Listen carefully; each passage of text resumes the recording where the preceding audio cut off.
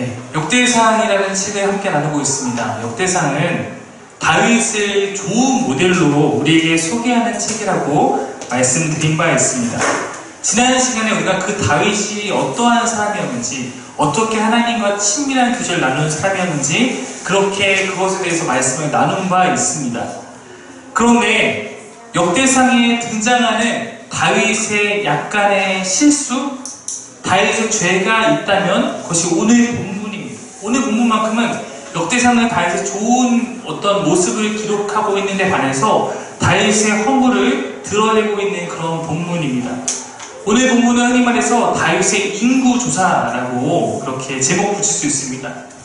근데 이 인구조사 나타나는 21장 전까지 18장부터 20장까지의 내용은 무엇이었냐면 다윗이 주변 나라와 전쟁하며 승리하며 승승장구하는 그런 이야기가 등장합니다.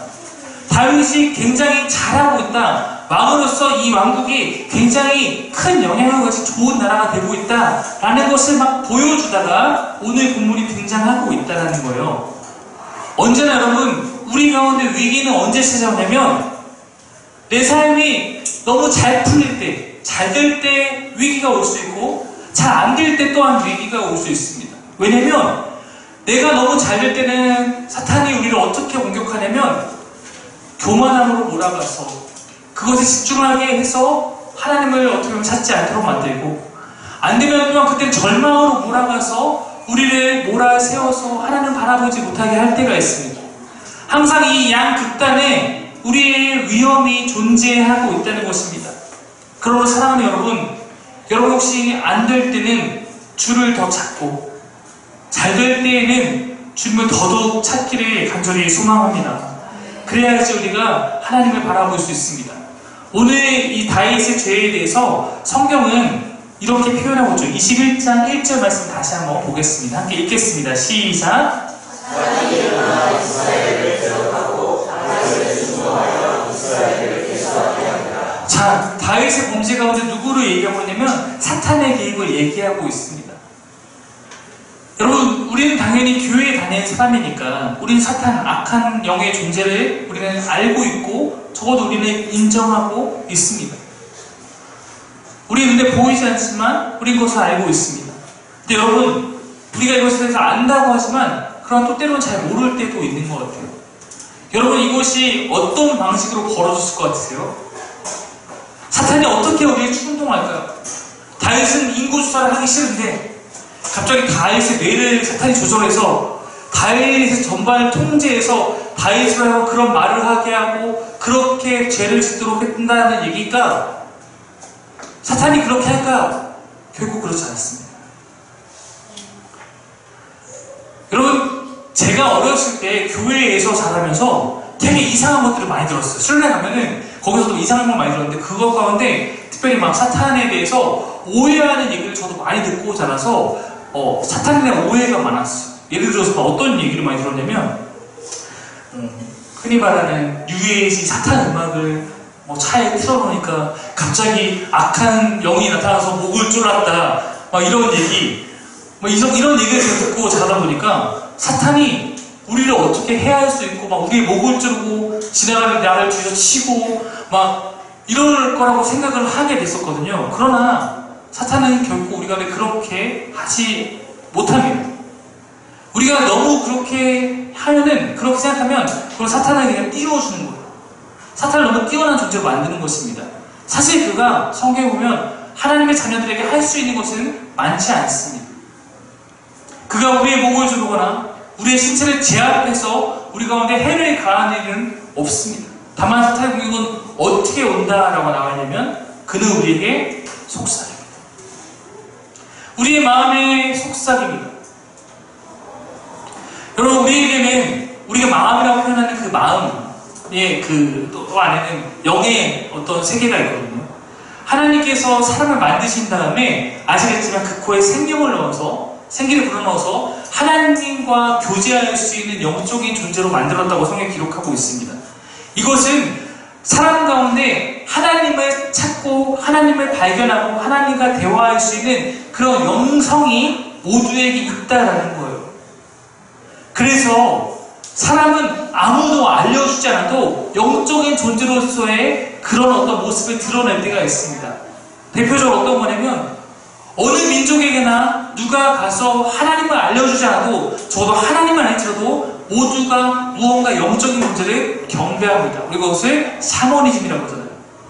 누가 신적인 존재를 알려주지 않아도 인간들은 모여서 어떤 것을 신냐고 먹으려고 해놓고 돌을 보면 숭배한다거나 해를 보고 숭배한다거나 이렇게 영적인 것을 경배하는 습성이 있다는 거예요. 그것은 하나님께서 우리 가운데 영을 주셔서 사실은 하나님을 느끼고 하나님을 찾고 하나님을 발견할 수 있도록 했는데 인간들이 그것으로 하나님을 발견하지 못할 때는 자꾸 다른 것으로 그걸 채우려고 하는 습성이 우리 가운데 있다는 겁니다.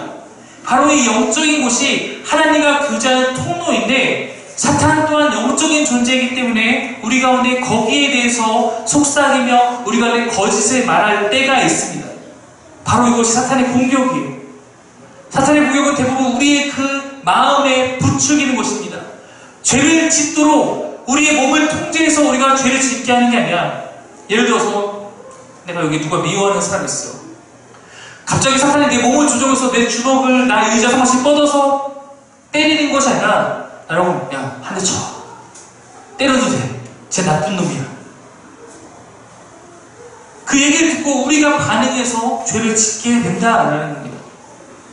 결국 그러므로 죄에 대한 최종 책임은 우리한테 있는 거예요. 우리는 아까 이렇게 영적인 존재입니다. 하나님을 찾고 하나님 발견할 수 있도록 하나님께서 우리 그렇게 지으셨습니다.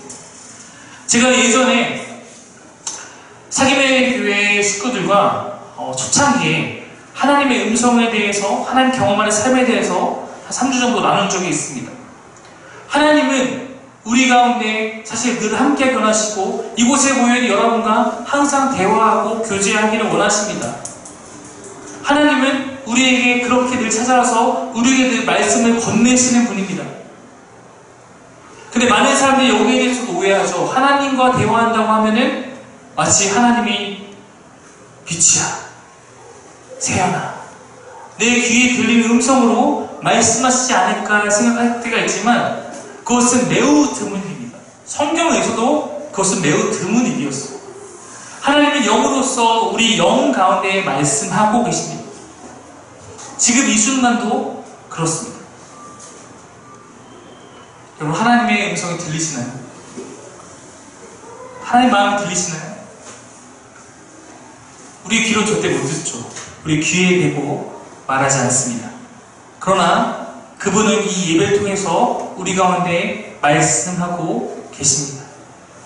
예배드리는 가운데 내 마음 가운데 사랑한다는 말씀을 주실 때가 있고 예배드리는 가운데 내 마음 가운데 어떠한 말씀을 내 마음에 세워주셔서 내가 그것을 순종하기 원한다는 메시지를 주실 때도 있습니다. 예배 가운데 그분은 말씀하신 줄 믿습니다. 그리고 만약에 예배 가운데 그러한 하나님의 임재와 그러한 하나님의 메시지가 없다면 이 예배는 사실 잘못된 예배일 수 있습니다.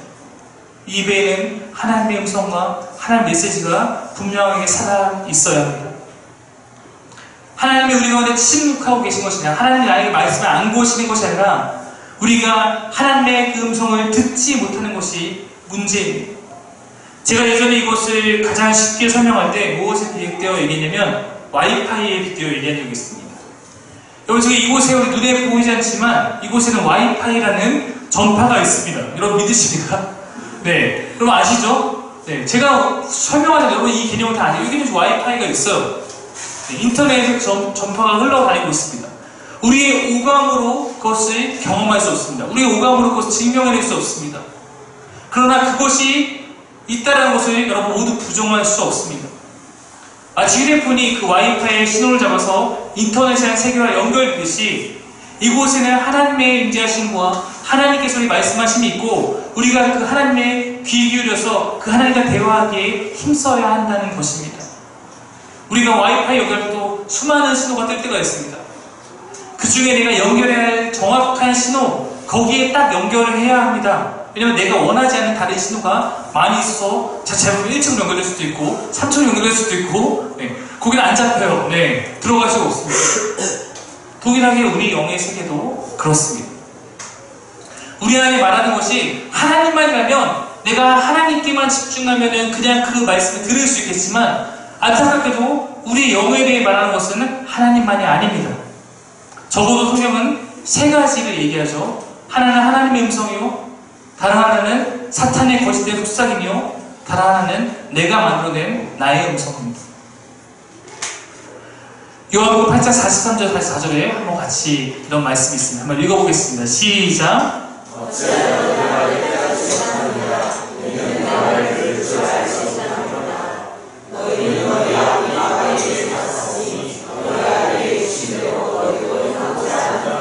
여기서 말하는 게 무엇이냐면 44절까지 일단 뒤에 뒷부분까지 보겠지만, 하나님 말씀하셔도 너희가 듣지 못하고 내 말을 들을 줄 모른다 라고 얘기하면서, 그것은 너희가 거짓된 아비 사탄에게 사로잡혀있기 때문에 그렇다라고 하는 말씀이에요.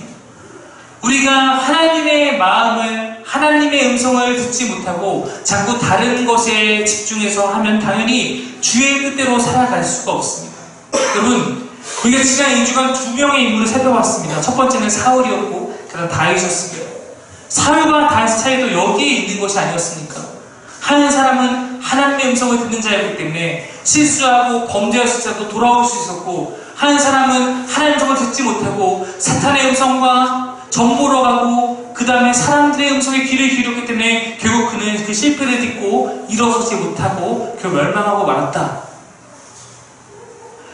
주님은 주의 말씀을 듣지 않는 사람들을 책망하며 사탄에 대해서 우리에게 경고하고 있습니다. 44절 뒷부분 함께 다시 한번 보겠습니다. 시작. 그는 처음부터 살면서요, 집이라도 수가 없으므로 집에 자주하고 겉에서의 말을 받아 가지고서 말하노니 이는 그가 거짓말 쟁이요 도저히 아비가 되었습니다.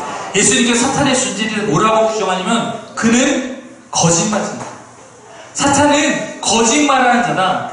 그리고 그는 거짓의 아비다라고 얘기합니다. 뭐냐면, 왜 그러냐면 거짓이라는 것 자체가 사탄이 그 근원에 있다.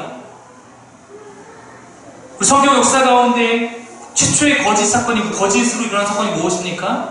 선악과 사건이에요. 창세기에서 인류에게 왔던 첫 번째 죄는 사탄의 거짓된 속삭임 가운데 일어나게 되었습니다. 그는 그 뒤로도 계속해서 하나님의 백성들을 그렇게 공격하고 있습니다. 우리가 주의 음성을 잘 듣고 진리 가운데 살아야 하는데, 우리가 그것에 실패하게 돼서 죄를 범하게 되는 경우가 있습니다. 그때에는 우리가 우리 마음이 원하는 대로 자신의 음성에 따라 멋대로 살거나, 아니면 사탄의 거짓된 속삭임 가운데 그런가 해서 빠져서 죄를 짓게 되는 것입니다. 여러분, 하나님의 음성을 듣고 하나님 뜻대로 살아가는 자는 결코 죄를 짓지 않습니다. 당연한 것이 아니겠습니까? 근데 우리가 죄를 짓는 것은 하나님의 음성을 듣지 않고 사탄의 속삭임 가운데 넘어가거나 아니면 내 멋대로 살기 때문입니다. 사탄은 우리를 조종해서 죄를 짓게 하는 것이 아닙니다. 아까 했지, 우리 마음의 거짓 속삭입니다. 우리 가운데 그러므로 그것을 잘 분별할 수 있는 능력이 필요한 것이고, 잘 분별한다면 사탄이 우리 가운데 아무리 거짓을 말하여도 우리는 그곳에 넘어가지 않고 주의 말씀의 진리를 갖고 이겨낼 수 있는 것입니다. 여러분, 사람은 매우 의존적인 존재로 지음받았다라고 해서, 적어도 영적인 부분에서 있어서는 그렇습니다. 하나님으로 채워지지 않으면 우리 모두가 영적인 갈망함을 느끼게 되고, 그 갈급함을 갖고 하나님을 바라보면 다행인데 자꾸 다른 것으로 우리의 그 갈급함을 채우려고 할 때가 있습니다. 사울에게도 그 갈급함이 있었어요. 그러니까 그는 미신을 따라가기도 했습니다. 그의 영은 방황하였습니다. 하나님의 음성을 듣지 못했습니다. 그는 메말라갔습니다. 여러분, 사사시대라는 시대가 있었습니다. 사사시대는 성경 가운데 가장 영적인 암흑기였습니다. 근데 사사시대를 표현하는 말씀이 하나 있어요. 사사시대가 왜 이렇게 영적인 암흑기가 되었는가? 그들 가운데 하나님이 없었다. 그들 가운데 하나님의 말씀이 없었다. 그리고 그때 그 사람들은 각각 자기의 소견에 오른 대로 행하였다. 자기 멋대로 살았다. 그러니까 사사시대는 영적인 암흑기가 왔다. 우리는 하나님이 없고 우리 마음대로 살면은 모두가 다 죄 가운데 무너질 수밖에 없는 그런 연약한 존재라는 것입니다. 그러므로 구약의 지혜의 잠언은 우리에게 쉼없이 이것을 가르치고 있어요. 말씀 한 번씩 한번 다시 살펴보겠습니다. 잠언 말씀입니다. 한번 읽겠습니다. 시작. 아버지가 내게 가르쳐 이르기를 내 말을 내 마음에 담아 내 명령을 지키라. 그리하면 살리라. 그리스도인이 하나님 가운데서 아름답게 살아가기 위해서 지켜야 할 것 그것이 무엇인가? 우리의 마음이다. 여러분의 마음을 지키라고 성경 말하고 있습니다. 4장 21절도 한번 같이 읽어보겠습니다. 시작. 주의 말씀을 내 눈에서 떠나지 말게 하고 마음속에 지키고 마음 가운데 주의 말씀 품고 살아갈 때 우리가 하나님 안에서 하나님 원하시는 대로 살아갈 수 있다라고 말하고 있습니다. 한 구절 더 볼게요. 23절입니다. 시작.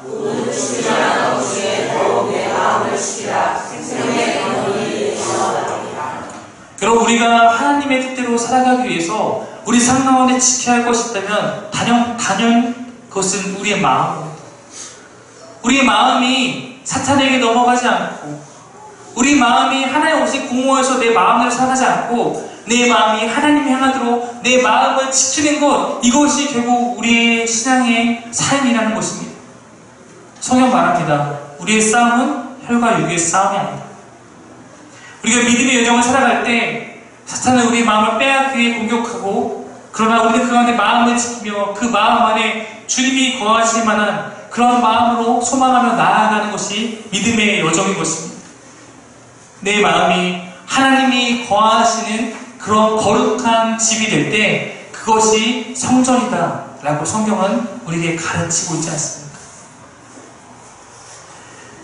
여러분 아시다시피 다윗은 하나님과 함께하기를 추구했던 사람입니다.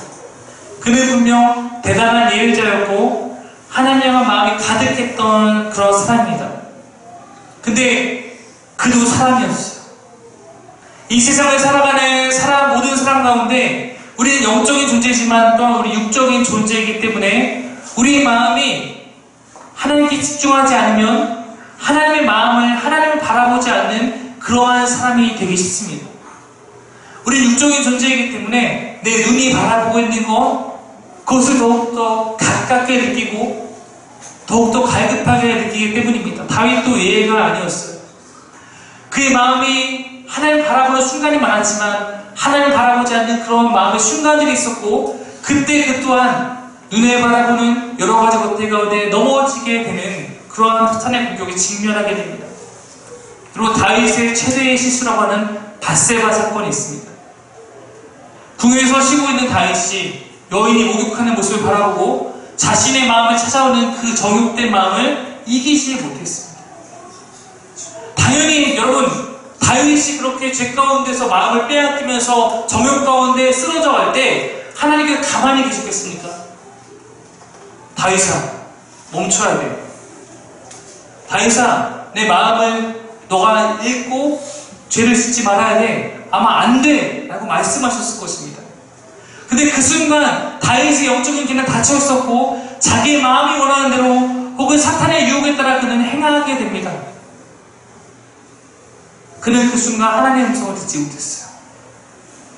만약 그 모든 일이 지난 후에도 나단 선지자가 와서 다윗의 죄를 꼬집어서 말할 때 그것을 하나님이 나에게 주시는 경고다, 하나님이 나에게 주시는 음성이다 라고 듣지 못했다면 우리가 지금 기억하는 다윗은 결코 존재하지 않았을 것입니다. 다윗은 죄를 범하는 순간에는 하나님의 마음, 하나님의 음성을 발견하지 못했지만 그 후에라도 하나님께 깨닫게 하시는 그 음성 가운데 반응할 수 있었기 때문에 우리가 알고 있는 지금의 모습으로 기억될 수 있었습니다. 여러분, 우리는 보통 내 삶이 힘들고 내 삶에 어려운 문제가 왔을 때 주님의 마음을 더 찾고 그 가운데 더 많이 깨닫게 되는 경우가 있습니다. 그것을 우리가 힘들고 어려운 그 순간에만 하나님이 함께 하시고 그 순간에만 나에게 말씀하시는 것이 아니라 우리가 그때에 비로소 주님을 바라보고 주님께 집중하고 주님께 의지하기 때문입니다. 여러분, 다윗도 그랬어요. 힘든 시절에는 오히려 주님께 기울이고 주님만 의지하며 살았습니다. 그런데 오늘 여러분 본문의 유혹이 언제 옵니까? 다윗이 잘 나갈 때. 다윗이 잘 되고 있을 때 그가 하나님만 잘 되면 전쟁만 나가면 승리합니다. 그 순간 그가 하나님을 바라보는 마음을 잊었어요. 역대하 21장 1절 다시 보면 그때 사탄이 일어나 이스라엘 백성 다윗의 마음을 충동하여 이스라엘을 계수하게 하니라. 사탄은 다윗에게 마음에 찾아서 말합니다. 인구 조사를 해봐라. 여러분 그럼 이 인구 조사가 도대체 뭘까? 이게 뭐가 문제일까? 여러분 그 생각해 볼 수 있습니다. 왜 인구 조사가 죄가 되는지 이것에 대한 물음입니다. 고대사에서 왕이 인구 조사를 하는 목적은 크게 두 가지입니다. 첫 번째는 인구 조사를 통해서 군사를 징집하기 위한 것입니다. 여러분 우리 흔히 말하는 이렇게 호구조사 같은 걸 해야지 누가 군으로 부를 수 있는 이렇게 가능하지 않겠습니까? 그러니까 왕이 군대를 편성하기 전에 인구조사를 통해서 자신의 군대에 더 많은 군력을 늘릴 수가 있게 됩니다. 민수기에도 두 번의 인구조사가 있는데 이것은 모두 다 가나안 전쟁을 하기 위한 준비와 관련이 있었습니다. 두 번째 인구조사는 목적 무엇일 것 같습니까? 세금을 걷기 위해서입니다. 여러분 호구조사를 정확하게 해야지 두당 얼마씩의 세금을 정확히 매길 수 있지 않겠습니까? 그러므로 인구조사를 하는 것입니다. 즉 인구조사의 고대사의 목적은 백성들에게 군복무 또는 강제 노역을 시키기 위한 노동력을 얻거나 아니면 세금을 징수하기 위한 수단으로 인구조사를 했습니다. 그러므로 백성들은 인구조사를 좋아하지 않았습니다. 신명기 17장에는 하나님께서 이스라엘의 왕들을 향해서 이런 말씀을 주신 바 있습니다. 17장 16절에 함께 보겠습니다. 시작. 그는 병화를 많이 주지 말 것이요 병화를 많이 얻으려고 그 백성을 모두 거하게 하지 말 것이니 이는 여호와께서 너희에게 이르시되 너희가 이기는 일로 다시 말하지 말 것이라 하셨습니다. 신명기에 이미 너희가 왕정 사회가 되면 너희가 세워진 왕은 이것은 하지 마라 라고 첫 번째 말씀은 뭐냐면 너희가 왕이 되면 왕은 병마를 많이 두지 마라 라고 얘기했습니다. 당연히 여러분 세상의 나라들은 왕은 병마를 많이 두고 군대가 많을수록 강력한 나라가 됩니다. 근데 하나님께 다스리는 나라의 왕의 조건은 뭐냐면 병마를 많이 두지 않는 거예요. 이게 하나님께서 말씀하신 명령이었습니다. 두 번째 또 있어요. 17장 17절 말씀입니다. 읽겠습니다. 시작. 그의 아내를 많이 입어 그의 아버지 일곱에 가지 말 것이며 자기를 위하여 은금을 하나 사지 말 것이며. 네, 왕에게 명령한 두 번째 아내 얘기도 있지만 뒷부분에 보면 왕은 당연히 모든 세상 나라의 왕은 왕이 되면 많은 재산을 거느리게 되지만 가지게 되지만 하나님 나라의 왕은 은금을 많이 쌓아두지 말아라고 하나님께서 명령하셨습니다. 하나님 나라의 왕의 명령한 두 가지 병마를 많이 갖지 말라, 은금을 많이 쌓아두지 말라. 이것은 그럼 무엇을 의미하겠습니까? 다른 걸 의지하지 마라. 하나님 나라의 왕은 하나님만을 의지하는 자가 되어야 한다라고 말하는 것입니다. 세상의 왕과 같은 방법으로 나라를 경영하려고 하지 말고 하나님 나라의 백성된 왕은 하나님만을 의지하는 자가 되어야 한다라고 말씀하신 것입니다. 아까 그랬듯이 사람은 눈에 보이는 것에 약합니다. 내가 많은 군대를 거느리고 있으면 그것에 집중하지 하나님을 의지하지 않습니다. 여러분 우리 기도원의 300용사 얘기가 있잖아요.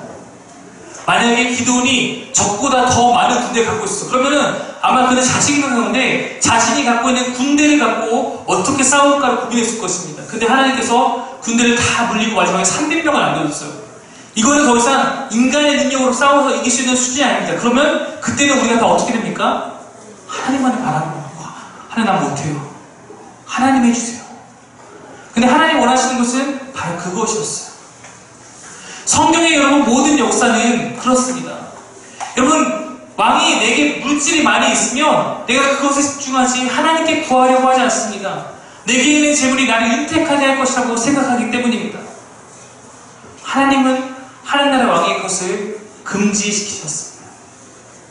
성경의 모든 역사는 여러분 부족함의 은혜 가운데 일어났습니다. 뭐라고요? 부족함의 은혜. 아까 기도를 300여 서도 그랬고 여러분 오병이어 사건도 마찬가지 아닙니까? 모두가 도시락을 싸왔어요. 그럼 그곳에서 500여사가 벌어질 일이 없습니다. 모두가 굶주렸는데 그 가운데 단 한 명이 도시락을 얻고 그것을 모두가 풍족하게 먹는 역사가 일어났습니다. 내 삶의 연약하고 부족함이 하나님께서 내 삶 가운데 일하시는 순간이 되고 일하시는 기회가 되곤 합니다. 그때 은혜가 더욱더 많이 나타납니다. 왕이 군사를 모집하여서 많은 병력을 갖추고 세금을 징수해서 많은 재물을 갖추면 그것은 부국강병인 것처럼 보이지만 그 풍성함이 오히려 여호와를 구하는 마음을 빼앗아 간다는 것입니다. 하나님이 의지하는, 하나님보다 자신이 가진 것을 의지하는 그런 죄악의 길에 가게 될 수 있기 때문에 하나님께서 경고하시는 것입니다. 여러분, 사탄은 우리를 넘어뜨릴 때 결국 이렇게 얘기하잖아요. 사탄이 여러분 만약에 다윗에게 가서 다윗아 너 하나님 배반해, 하나님 따르지 마, 여러분 다윗이 그렇게 듣겠습니까? 사탄은 그렇게 말하지 않는다니까요. 이렇게 말해요. 사탄은 네가 하고 싶은 것을 해, 너를 위한 삶을 살아, 지혜롭게 네 삶의 주인은 너야. 여러분에게 마찬가지예요. 야, 너 하나님 믿지 마, 오늘부터 교회 때려쳐, 이렇게 말하지 않아요. 왜냐면 우리에게는 다 신앙이 있기 때문에 그렇게 말하면 거부하잖아요. 교묘하게 말해요. 야, 오늘은 이 일을 좀 하는 게 더 나은 것 같아. 우리 교회 다니지 고3이 없지만 고등학교 3학년 되면은 이렇게 열심히 예배하다가 나중에 대학 떨어지면 오히려 하나님 망신이야. 주일에는 좀 공부하고 대학 가서 그것을 하나님께 영광 돌리면 돼.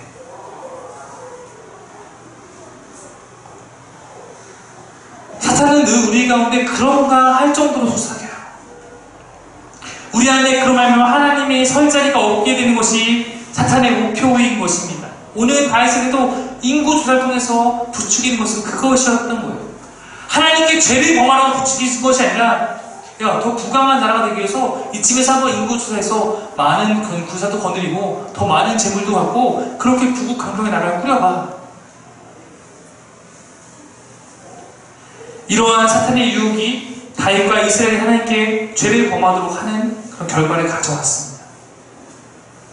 그리고 이 말씀은 오늘 이 시간, 우리는 왕은 아니지만 우리에게 주는 메시지가 분명히 있는 줄 믿습니다. 왕에게 있는 병력은 우리가 가질 수 있는, 때론 작을 수 있겠지만 힘과 권력을 의미할 수 있고, 왕에게 있는 은금은 우리에게 많지 않을 수 있겠지만 우리가 의지하게 되는 부와 재물이 될 수 있습니다. 세상은 그것을 가지면 복이라고 말하며 꿈꾸라고 말하지만 사실 이것들은 우리가 하나님과 멀어지게 만드는 큰 원인이 되곤 합니다.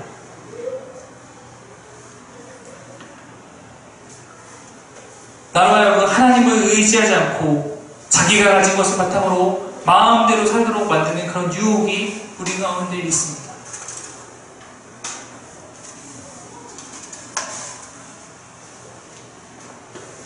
제가 가끔 우리 청년들이나 좀 어린 세대한테는 그런 식으로 물어볼 때가 짓궂게, 야, 너 오늘 예배 안 드리고 만약에 누가 어디 가서 일하면 일당으로 한 20만 원 준대. 너 그럼 어떡할래? 중고등학생 애들은 아직 개념이 없어요. 저한테 그래도 예배할 거예요, 이렇게 말하는데 막상 그 상황이 한 청년쯤에 일어나면은 우선 제가 오늘은 일이 있어서,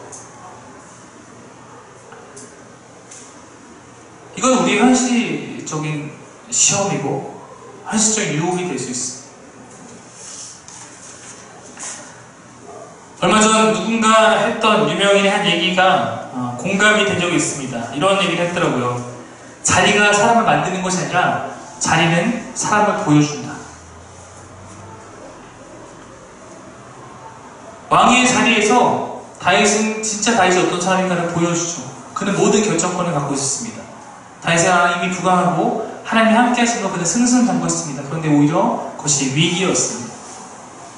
우리는 하나님께 복을 구하며 어떠한 상황에서 내가 변함없이 하나님을 의지하겠다, 그러니 하나님 나를 좀 붙들으시고 나를 좀 잘되게 해주시라고 다짐할 때가 있습니다.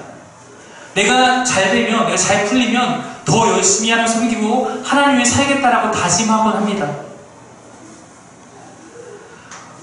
저도 여러분을 같이 섬겨가는 목사로서 우리 성도님들이 원하는 것들이 잘 이루어지고 하는 일들이 잘 되기를 바라고 기도할 때가 있습니다. 그런데 한편으로는 여러분에게 계속해서 부족함의 은혜가 있기를 또한 기도할 때가 있습니다. 늘 하나님을 기억하고 하나님께 의지하며 살아가는 그런 은혜가 여러분이 많은 것을 누리며 주를 떠나가는 것보다 낫다라고 저는 생각하기 때문입니다. 그래서 저는 우리 사기배 교회 가운데 누가 정말 잘 돼서 부자가 되기 위해서 기도를 잘 하기보다는 하나님 정말 부족함 없이 하나님 바라볼 수 있을 정도로 그렇게 평안한 마음을 살아갈 수 있기를 바랍니다 라는 기도가 사실 더 많이 나오는 것 같아요. 오늘날 작은 교회 운동이 곳곳에서 벌어지고 있습니다. 이것은 큰 교회가 꼭 잘못했다라는 것이 아니라 큰 교회가 되고 나면 그 안에 모여있는 사람들의 숫자가 주는 그런 힘과 그로 인한 부의 집중으로 말미암아 더 많이 타락할 위험이 도사리고 있기 때문입니다. 이런 얘기를 하면 우리는 이렇게 느끼죠. 우리는 아직 작으니까 우리는 안전해. 여러분, 우리하고 다르지 않아요. 우리도 말씀으로 내 중심을 올바르게 세우지 않으면 환경이 주어지면 우리도 똑같아질 수도 있습니다. 어떤 교회 장로님이 부에 대한 가르침을 듣고 원래 본인의 능력으로는 에쿠스를 타고 다니시는 장로님인데 차를 바꿔서 프라이드를 타고 다녔답니다. 그러면서 자신의 검소함을 은근히 자랑하고 흘리고 다녔답니다. 그때 한 목사님이 방문하셨는데 그분께 그 장로님의 그런 목사님 저는 이런 얘기를 듣고 저는 프라이드를 타고 다닙니다 라고 얘기하는 얘기를 듣고 그 목사님이 그 장로님께 이렇게 말씀했다고 말합니다. 장로님, 프라이드 타는 것이 장로님의 프라이드가 되면 안 됩니다. 프라이드가 어떻게 자랑 이런 거잖아요. 프라이드 타고 다니는 것이 장로님이 자랑이 되면 장로님 에쿠스 타는 거랑 똑같습니다 라는 얘기예요. 에쿠스나 고급 외제차를 타면서 거기에 자부심을 느끼는 거나 반대로 나는 이만큼 소박한 사람이야 티를 내면서 프라이드를 타고 다니는 거나 똑같습니다. 부자이냐 가난할 문제가 아니라 그것에 관심을 기울이고 살아가는 것 자체를 성경은 반대합니다. 여러분, 가난하기 더 의로운 것이 아닙니다. 가난할 때 우리가 더 하나님 찾을 수 있기 때문에 그것이 유익인 것입니다. 가난해도 내가 하나님 아니라 다른 것을 의지하거나 가난함을 자랑하는 것은 불을 자랑하는 것과 똑같습니다. 우리의 자랑은 오직 예수뿐인 줄 믿습니다. 여러분, 사탄은 집요합니다. 그는 오늘날에도 쉬지 않고 하나님의 자녀들의 마음을 공격하고 유혹합니다. 어쩌면 이곳에 모여있는 여러분들도 오늘 이 예배를 나오기까지 그러한 사탄의 유혹을 이겨내고 오셨을지도 모릅니다. 그의 공격은 여러분이 하나님 앞에 서는 그날까지 계속될 것입니다. 그러면 우리에게 필요한 것은 뭐냐면 거룩의 훈련이에요. 사탄의 공격이 내 마음의 상태와 무관하지 않거든요. 죄에 대해서 내가 민감하냐 민감하지 않냐에 따라서 우리가 더 넘어질 수도 있고 넘어지지 않을 수도 있습니다. 사탄의 충동이 나는 마음속에 아무런 것도 없는데 그냥 와서 하는 것이 아니에요. 나는 더 무결한데 흠이 없는데 나에게 악한 생각을 집어넣는 것이 아닙니다. 내 영이 건강하고 내 영이 하나님 충만할 때는 괜찮아요. 못 건드려요. 내 안에 있는 그 죄의 본성을 말씀을 다스리고 있으면 그는 우리 가운데 할 수 있는 것이 아무것도 없습니다. 근데 내가 죄에 둔감해지고 죄를 묵상하고 그것을 바라보고 있을 때 사탄은 그것을 약간 부추기는 거예요. 다윗 안에 있는 교만한 마음을 사탄이 공격해서 오늘 넘어뜨리고 있는 것입니다. 여러분, 그러므로 마틴 루터는 이렇게 얘기했습니다. 새가 내 머리 위에 날아가는 것을 우리가 막을 수는 없다. 그러나 새가 내 머리 위에 둥지를 틀도록 두어서는 안 된다. 사탄은 내 머리 위에 새가 날아가는 것 같이 우리에게 날마다 유혹의 씨앗을 뿌릴 수 있습니다. 그것까지 우리가 어떻게 할 수는 없어요. 근데 그 그 유혹이 내 안에 자리 잡아서 내 마음 가운데 둥지를 틀고 죄로 나아가는 것까지 우리가 가만히 두고 보고 있으면 안 된다라는 것입니다. 내 안에 죄가 둔감해지고 그래서 내 안에 죄의 생각들이 시작될 때 그 마음을 사탄이 놓치지 않고 죄의 생각들이 둥지를 트는 것처럼 나를 사로잡아서 여러분이 죄를 행하도록 만드는 것입니다. 인류의 첫 번째 죄, 아담과 하와에게 주님 말씀이 주어졌어요. 너 이거 먹지 마. 근데 그것을 지키지 않고 뱀이 부추기는 거짓 수상 가운데 그것을 묵상하며 죄에 빠져들었습니다. 보암직도 하고 먹음직도 하고 탐스럽기도 하고 그러면서 죄의 손을 대고 말아요. 이곳에 있는 여러분들에게도 죄는 항상 찾아옵니다. 계속 찾아올 거예요. 그 순간에 진리의 말씀을 내가 끊어내느냐, 나를 다스리느냐, 아니면 나를 사탄의 먹잇감으로 내어주느냐, 이것이 우리가 해야 될 믿음의 싸움인 것입니다. 여러분의 삶 가운데 순간순간마다 여러분 가운데 저는 말씀이 이길 수 있기를 간절히 바랍니다. 여러분 가운데 심어진 그 말씀이 그 순간에 위력을 발휘할 수 있기를 간절히 바랍니다. 여러분, 사탄의 유혹을 예수님 그리스도 말씀으로 이겨내셨어요. 우리에게 다른 것으로 이길 수 없습니다. 나는 괜찮은 사람이니까, 나는 원래 유혹에 잘 넘어가지 않는 사람이니까 괜찮아. 아니에요. 여러분 가운데 말씀이 있고 그 말씀이 그 순간 위력을 발휘해야만 여러분이 이겨낼 수 있는 줄 믿습니다. 사랑하는 성도 여러분, 오늘 말씀의 제목이 무엇입니까? 적은 내부에 있다. 죄는 밖에서 내게 오는 것이 아닙니다. 밖에 있는 죄가 나를 무너뜨리는 것이 아닙니다. 여러분, 적은 내 안에서 일어나는 전쟁의 결과예요. 내 안에서 싸움에 지면 내가 죄를 짓게 되는 것입니다. 아무리 밖에 죄가 도처에 깔렸어도 내가 내 영을 지키면 난 결코 죄에 빠지지 않는 거예요. 적은 내부에 있습니다. 여러분, 다윗은 외부의 적은 멋지게 다 물리쳤어요. 근데 내부의 적에 무너졌어요. 그러나 여러분, 기억할 것이 있다면 우리 내부에는 적만 있지 않습니다. 우리 내부에는 우리를 도우시는 이도 함께 하십니다. 우리를 지키시는 성령 하나님께서, 성령 하나님도 우리가 죄에 빠져가는 그 순간 우리를 지키시기에 우리에게 말씀하고 도우시는 줄 믿습니다.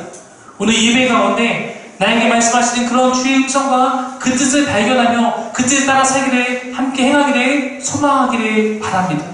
분명히 오늘 가운데도 여러분한테 주시는 말씀이 있을 것입니다. 오늘 예배 가운데 여러분 깨닫게 하시는 것이 있을 것입니다. 그 말씀이 여러분 삶 가운데 이기기를 간절히 바랍니다. 말씀을 정리하겠습니다. 삶의 교회, 정말 여러 가지 부분에서 우리 이 공동체는 미흡하고 많은 것이 부족한 그런 교회일 수 있습니다. 정말 저는 이 교회 가운데 우리가 혹시 다른 거 못하는 거 많고 다 인정하죠. 못하는 거 많습니다.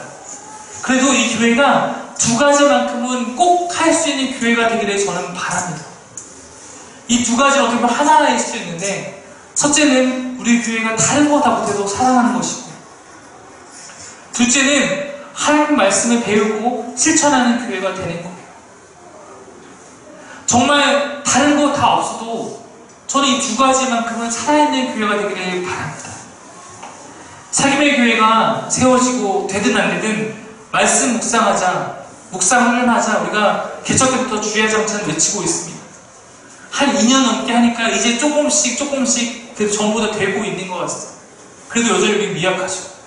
금요일에 여러분 와보시면 알겠지만 매주 모이면 제가 이번 주에도 바쁘게 사는 말씀을 못 읽고 왔습니다. 다 이런 고백들이 여전히 많지만 그래도 말씀 보려는 그 마음 자체가 저는 굉장히 귀한 거라고 생각합니다. 저도 목사로서 너무나 부족함이 많은 사람이지만 적어도 우리에게 하나님께 주신 말씀을 최대한 잘 가르치고 나누기 위해서 힘쓰고 있고 힘쓸 것입니다. 그래도 이 교회에 속한 성도들의 목자로서 이거 하나만큼은 하기 위해서 힘쓰고 있습니다. 우리가 말씀을 묵상할 때, 또 말씀을 배우고 나눌 때, 또한 설교를 통해서, 예배를 통해서 그 안에서 하나님이 내게 원하시는 것을 발견하게 됩니다. 발견해야 합니다. 내가 다른 여러 가지 방법 통해서도 하나님 나에게 말씀하시는 거 들을 수 있겠지만 말씀을 통해서 말씀 가운데 발견하는 것이 가장 안전하고 가장 확실합니다. 그 하나님의 한 메시지를 내 삶 가운데 실천하기 위해 힘쓰는 것, 또한 그 실천한 가운데 다시금 주의 그 계획과 하나님 뜻을 발견하며 주님을 그로 말미암아 찬양하고 예배하고 주께 감사하며 나아가는 것, 저는 이것이 믿음의 삶이라 확신합니다. 이것이 성도의 삶입니다. 사탄의 유혹을 이기는 힘, 그것은 내 안에 주님이 계시는 것, 주의 말씀이 있는 것입니다. 사탄은 결코 주의 말씀과 함께하는 우리를 이길 수 없습니다. 우리가 사탄의 손을 붙잡지 않고 말씀을 붙드는 순간 우리는 항상 이기는 자녀가 될 수 있는 줄 믿습니다. 우리 가운데 그런 말씀의 힘, 성령님의 힘이 있다면 또 하나의 힘을 나누고 싶습니다. 그것은 바로 우리들의 힘입니다. 그리고 다윗이 인구수사를 하고자 할 때 다윗이 죄를 지기 바로 직전에 하나님께서 한번 그에게 죄를 짓지 않도록 막아주십니다. 다윗이 죄를 향해 달려나갈 때 그에게 과정 방지턱이 하나 있었다는 거예요. 그것이 무엇이었냐면 그의 곁에 있던 요압이었어요. 여러분, 저와 금요일 묵상한 사람들은 요압이 얼마나 나쁜 놈인지 잘 알고 있는데 하나님께서 이 순간 요압을 사용해서 다윗을 막으세요. 요압은 다윗이 하나님의 마음에 옳지 못한 것을 향해 가고 있음을 깨닫습니다. 21장 3절이에요. 한번 같이 볼게요. 읽겠습니다. 시작.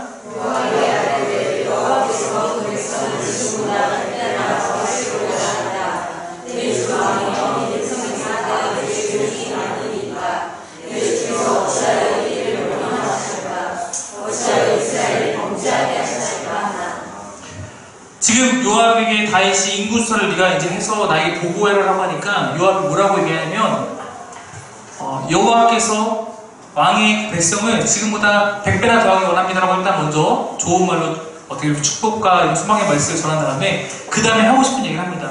내 주 왕이여, 이 백성이 다 당신의 종이 아니니까 어찌해서 이 일을 나에게 명령하십니까? 어찌해서 이로 말미암아 이스라엘이 범죄하게 하십니까? 요압은 이 인구조사의 목적이 무엇인지 정확하게 알고 있었고 그것을 하지 않는 것이 좋겠다라고 다윗에게 전합니다. 만약에 이때 요압이 주는 이것을 통해서 하나님이 나에게 이것을 막으시는 걸 다윗이 깨달았다. 이스라엘에게 하나님의 심판은 없었을 것입니다. 하나님께서 우리가 주님을 믿는 데 있어서 왜 교회를 주셨을까? 여러분, 사실 신앙생활은 하나님과 나와의 1대1인데 말입니다. 교회는 함께 하나님을 바라보도록 만드는 울타리입니다. 서로서로를 말씀 가운데 권면하며 지켜주고 사랑해주고 서로서로 붙잡아 함께 하나님 앞으로 나아가는 그러한 공동체가 교회인 줄 믿습니다. 여러분이 함께 서로서로를 권해서 우리가 하나님의 말씀을 펼 수 있도록 할 수 있는 그런 든든한 힘이 되어 주셔야 됩니다. 여러분 아시겠지만 내가 말씀을 깨닫고 하나님의 뜻대로 살고자 할 때 우리 세상에 나가면 바보라는 소리를 들을 수도 있고 외톨이와 같이 삶을 살 수도 있습니다. 말씀대로 살고자 하면 그로 말미암아 우리 세상 가운데 손해를 보고 때로는 그러한 믿음의 여정이 너무나 나를 지치게 할 때도 있습니다. 그때 이곳에서 함께 모여 예배하는 서로서로가 서로의 그런 삶을 응원하며 함께 하나님 향해 나아갈 수 있는 힘을 얻게 하시는 줄 믿습니다. 우리 다윗과 같이 잘못된 결정을 향해 나아갈 때도 우리가 서로를 붙잡아서 주님이 원하시는 것을 일깨워줄 수 있는 그러한 존재들이 될 수 있습니다. 다윗은 비록 이 순간 요압의 충고를 듣고 돌이키지 못했지만 후에 갓 선지자를 통해서 다시 하나님께 나아갈 수 있게 됩니다. 밧세바 사건 때 넘어졌지만 나단 선지자의 권면을 통해서 하나님께 회개하며 돌아올 수 있게 됩니다. 교회 가운데 혹시 여러분 알고 있는 사람들 가운데 그렇게 하나님 가운데 무너져 있는 사람들을 여러분을 통해서 일으켜 세워주실 수 있습니다. 그렇게 함께 하나님께 나아갈 수 있는 사용되어지는 여러분들에게 간절히 소망합니다. 우리 안에서도 함께 하나님에게 나아가는 그러한 격려와 위로와 때로는 사랑의 충고가 있어서 삶의 순간순간 우리가 넘어지는 순간이 있더라도 믿음의 여정 가운데 포기하지 않고 이탈하지 않고 함께 하나님께 나아갈 수 있는 그런 삶의 귀한 공동체가 되기를 간절히 바랍니다. 아멘. 우리 함께 이 시간 같이 기도하며 같이 나아갔으면 좋겠습니다. 우리 예배팀 나와주시고요. 우리 말씀을 보면서 이 찬양이 떠올랐습니다. 아까 찬양했던 6월절 어린이에게 필요한 찬양인데 원수는 날마다 나를 향해 공격하지만 우리는 그 주님의 보호하심 안에서 주의 말씀 가운데 승리할 수 있음을 함께 고백했으면 좋겠습니다. 나는 주보혈 아래에 있습니다. 원수가 너는 죄인이야, 너 하나님께 설 수 없어라고 하는 그 순간에도 주의 보혈로서 사실 여러분들은 하나님께 나와서 하나님의 이름을 말미암아 승리하게 되는 줄 믿습니다. 우리가 그것을 함께 이 시간 고백하며 다시 한번 주님께 내 마음을 드리며 내 마음의 이 거룩한 집안에 주님이 주인 될 수 있도록 함께 나아가길 소망합니다. 다시 하나님 나가겠습니다.